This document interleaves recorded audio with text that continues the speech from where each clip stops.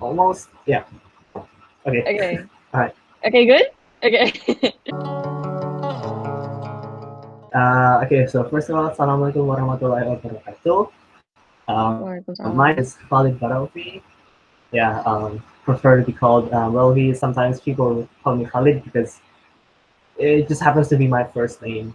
I am studying bioengineering in Hochschule Rheinwald, or like just Rheinwald University of Applied Sciences in Germany. Fifth semester. I got 2 more semesters to go, hopefully. And how many languages I speak? Well, let's see.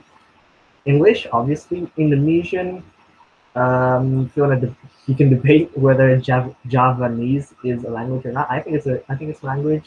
I'd say I'm good enough German. Okay, German, not good. You So dabble in German. yeah, I dabble in German. Okay. So obviously there are two new languages that you kind of obtained throughout your life, right? Mm-hmm. Because Mm-hmm. Indonesian and Javanese is kind of like you naturally acquire it through like your parents and environment. I would say my parents never really spoke to me in Javanese, so I really did learn it mostly from my friends, and I don't really actively speak it at home. The language that I first actively spoke that I can remember was Indonesian, but then I moved to Australia when I was pretty young, and I just almost completely switched to English. So, and obviously there's not really resources for me to learn Javanese. So yeah, I came back to Indonesia and I had to kind of relearn Indonesian and some Javanese on the side. So I guess I have two mother languages. Then your English acquisition, is it like Mhm. something you have learned before? Or is it something that you mostly learn when you move to Australia? Mm, I did go to an English course, like those after school courses before I went to Australia, but I do remember I didn't quite enjoy it.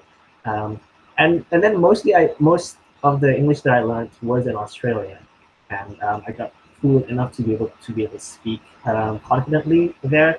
Came back to Indonesia, learned, um, just just had some fun with it. Try to not lose touch.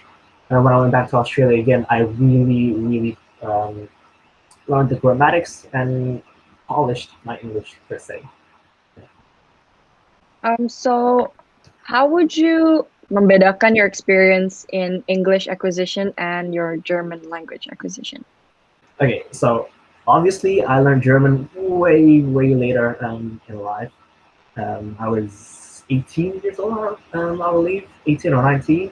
It was a sudden decision that my parents like, okay, you can go to Germany. So it was hectic. I just went to YouTube and on the internet, just find anything that I can learn. I didn't have anybody to practice my German with, so I just went to a neighbor, Zaki, if you know him.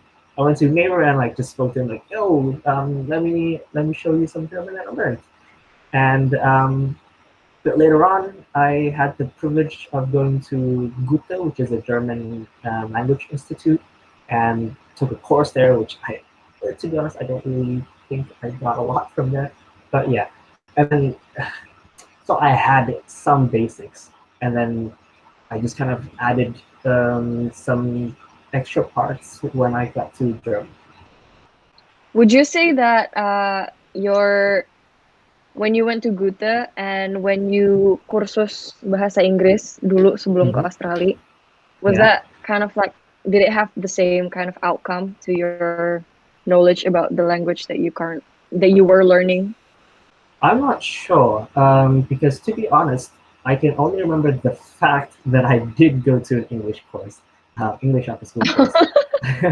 Yeah, I don't quite remember what I learned there because yeah,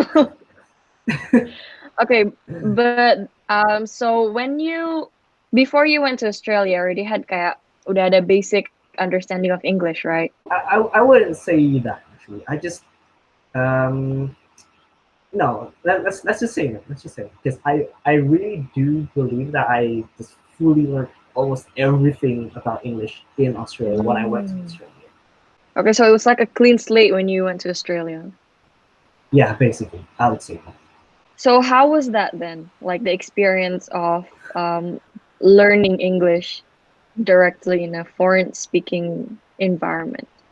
Well, I'd say it's very tough. That it was really scary, especially as for me, I was in first grade basically, um, and I went to school, had little to no English, and then everybody was speaking English. No, almost nobody spoke Indonesian, so I would just listen and whatever, absorb anything, and then actually, kids learn language pretty fast. So the third day, I remember the third day of school, I was confident enough to speak English.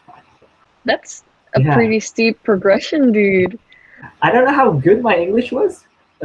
Also keep in mind that that's the primary school English language. So, but I do remember the No, third but day. like 3 days to build up that confidence to speak. What was Well, your I am support also system like?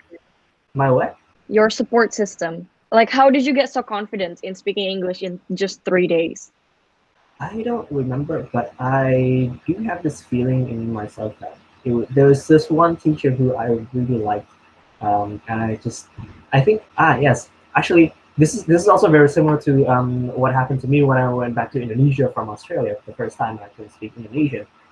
My biggest motivation as to like which drove me to speak the other language, Indonesian or English, was because there was this one teacher who I really liked, and I guess you can say I wanted to impress her.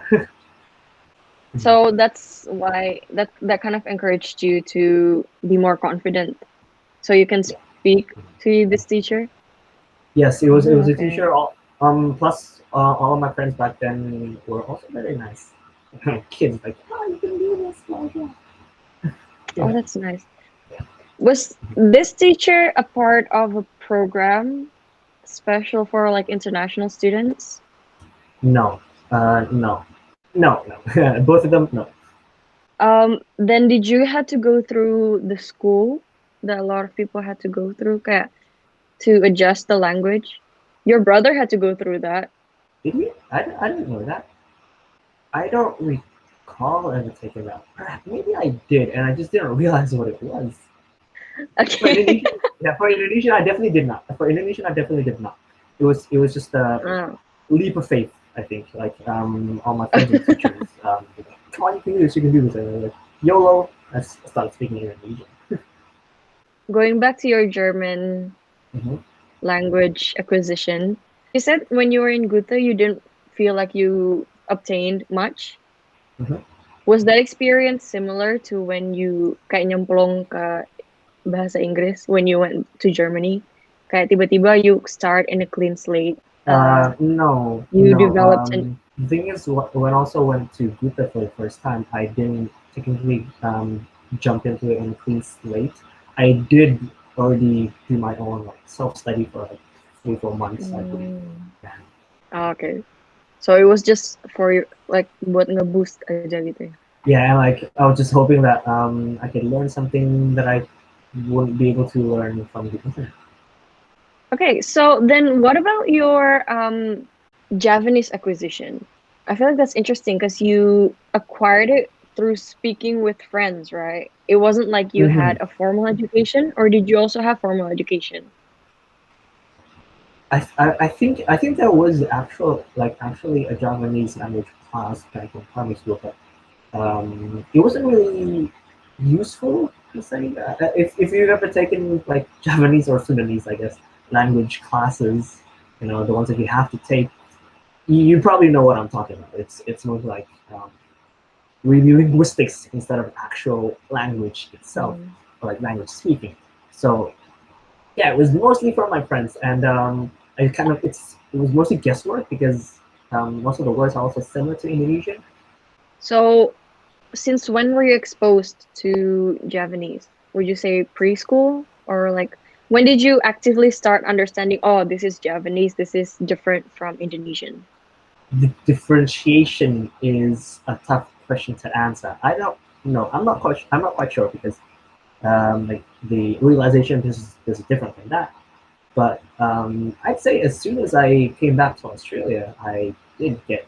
Um, I think it would be safe bet to say that I got Japanese at the same time as I got Indonesian. Then I want to ask about your accents. I'm glad you asked because I want to flex. This is a flex. My German friends always tell me, they're like, "Hey, you have a really good German accent." Like, oh, thank you. Every time I speak German,